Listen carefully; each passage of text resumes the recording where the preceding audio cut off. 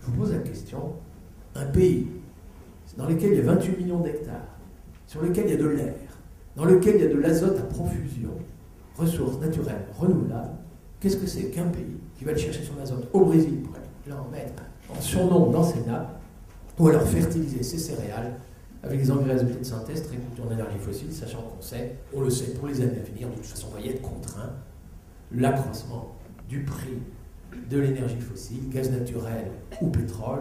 On sait que cet accroissement va être bien supérieur à l'inflation. On sait qu'en monnaie constante, il faut s'attendre à des hausses de prix terribles. Les agriculteurs, d'ores et déjà, ils vivent très durement cet accroissement des intrants de synthèse et des produits chimiques. Oui, il y a urgence de revoir la copie. On négocie l'environnement, on négocie les échanges internationaux et les mouvements migratoires. Parce que quand on parle d'initiative locale, moi je ne suis pas contre aussi pour le droit des peuples et des provinces et des gens dans leur pays. Pays, ça peut être Pays Basque, ça peut être Avesnois, ça peut être Pays de Bray, Pays de Caux, c'est plutôt ma Normandie, ça, mais juste pour vous dire que le droit des gens de vivre et travailler dignement au pays, sans avoir à migrer vers les bidonvilles quand on est dans le sud, sans avoir à quitter prématurément la campagne et laisser les terres pour de vagues agrandissements, c'est urgent, quoi. Et c'est quand même dans la relocalisation des agricultures, sur la mise en valeur des potentialités productives des terroirs, c'est ça qu'il nous faut arriver aujourd'hui à défendre. Ça doit se défendre à l'échelle internationale et il faudra poser le problème des mouvements migratoires intempestifs. Je crois qu'il y a urgence. Je ne vois pas pourquoi les Philippins seraient condamnés à devoir faire des ménages à Dubaï, enfin les Philippines plutôt. Pourquoi les Sénégalais doivent à tout prix traverser le désert libyen, la Méditerranée, et ce genre de choses. Moi, je pense qu'à l'échelle de nos initiatives locales, c'est montrer qu'autre chose est possible. Et vraiment, il y a fort heureusement, au moment même où la politique agricole commune, ou les subventions, ou l'agro-industrie, ou les grandes et moyennes surfaces, inciter les agriculteurs à faire tout ce qu'on vient de dire là tout à l'heure et qu'on a tendance plutôt à récuser, moi je suis quand même bien content que localement, grâce à des associations, grâce à des syndicats, grâce à Terre de Liens, au CEDAPA, à des syndicats agricoles qui sont peut-être minoritaires, certes encore, ils aient montré qu'autre chose est possible. S'il n'y avait pas eu ces résistants, je pense que je serais moins à l'aise pour tenir un discours hautement politique. Parce qu'un discours politique qui ne s'appuie pas sur « oui, autre chose est possible », je veux dire, même le raisonnement que je vous ai fait sur les hydrates de carbone, la protéine, l'humus, j'en ai trop peu parlé, les abeilles, enfin, etc.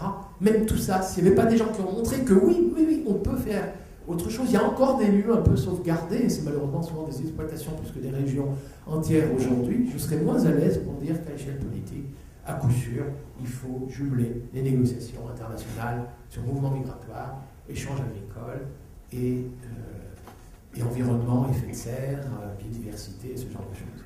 La réflexion qu'on a aujourd'hui au Conseil régional, c'est d'essayer de dire qu'il faut qu'on arrive à mettre l'ensemble des acteurs liés au foncier autour de la table. Donc on va tenter, je dis bien tenter, de mettre l'ensemble des acteurs du foncier que sont les SAFER, qui est Terre de Liens, qui est l'EPF, un établissement public foncier, qui est plus un organisme qui acquiert les terres, mais plus pour les collectivités territoriales. C'est aussi de mettre les collectivités territoriales autour de la table. Vous savez qu'aujourd'hui, sont en train de s'élaborer des SCOT, des schémas de cohérence territoriale et des plans locaux d'urbanisme, et que à la fois la région a un rôle, un avis à donner là-dedans, et nous donnons notre avis là-dedans, mais c'est surtout vous, auprès de vos élus qui sont en charge d'élaborer les SCOT et les PLU, de donner votre point de vue sur l'agriculture que vous voulez dans les territoires dans lesquels vous êtes. Donc là, vous avez un rôle aussi important d'appui, certes, nous jouer notre rôle de politique, mais vous d'appuyer aussi des politiques qui vont permettre, des schémas de cohérence territoriale qui vont permettre de faire qu'il y ait des zones protégées, ou des zones agricoles protégées qui soient mises en place dans les territoires pour qu'une agriculture périurbaine, par exemple ici sur la communauté urbaine de l'île, soit possible. Donc ça me paraît être une politique publique peut appuyer cette dynamique-là. Si les enfants ne veulent pas reprendre la ferme et que l'agriculteur veut céder à une tierce personne, à un étranger, alors la personne qui s'installe et qui n'est pas dans le cadre familial n'est plus prioritaire. Et là, les terres sont vouées à la spéculation. Donc là, c'est une correction qu'on doit apporter au statut du fermage pour faire en sorte que les demandeurs, les candidats à l'installation, qu'ils soient dans le cadre familial ou hors cadre familial, bénéficient de cette priorité quand il s'agit de pérenniser des fermes. Voilà. Quand un locataire paye un loyer à son propriétaire, la gestion qui est demandée au locataire est qualifiée de celle d'un bon père de famille.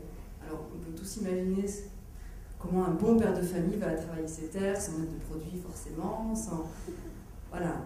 Donc on voit bien aujourd'hui que le bon père de famille ne donne plus forcément d'indices, et c'est vrai que depuis quelques mois, voire quelques années, il y a une possibilité qui s'ouvre aujourd'hui aux collectivités, aux structures reconnues protection de l'environnement, et sur des zones spécifiques, notamment Natura 2000, etc., des zones qualifiées sensibles ou à protéger en tout cas, eh bien, il est possible de réaliser un bail avec des clauses environnementales. Et c'est vrai que Terre de Liens s'attelle un peu à cette question de dire réintégrons, traduisons ce qu'est un bon père de famille pour l'usage des terres avec des clauses qui soient coécrites entre le propriétaire et le locataire pour que les terres, à travers le temps, puissent non pas diminuer en qualité, mais augmenter en qualité de biodiversité.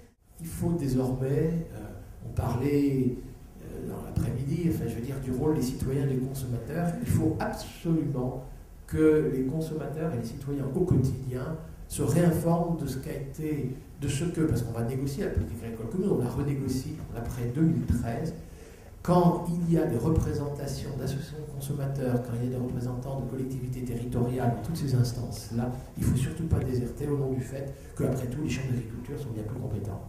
Non, ne laissez pas ça aux seules chambres d'agriculture. Il nous faut, et c'est, je pense que dans nos initiatives locales, il nous faut tout faire pour rapprocher les trois courants en question. Ce sera vrai à l'échelle internationale aussi. Mais les consommateurs, les producteurs et les environnementalistes. Il faut absolument désormais que dans les cahiers des charges qu'on va négocier avec les agriculteurs, il soit discuté des clauses de qualité des produits, des qualités environnementales, et que les producteurs soient même de dire ok, mais rémunérez-nous bien. Et voyons comment on peut être rémunéré.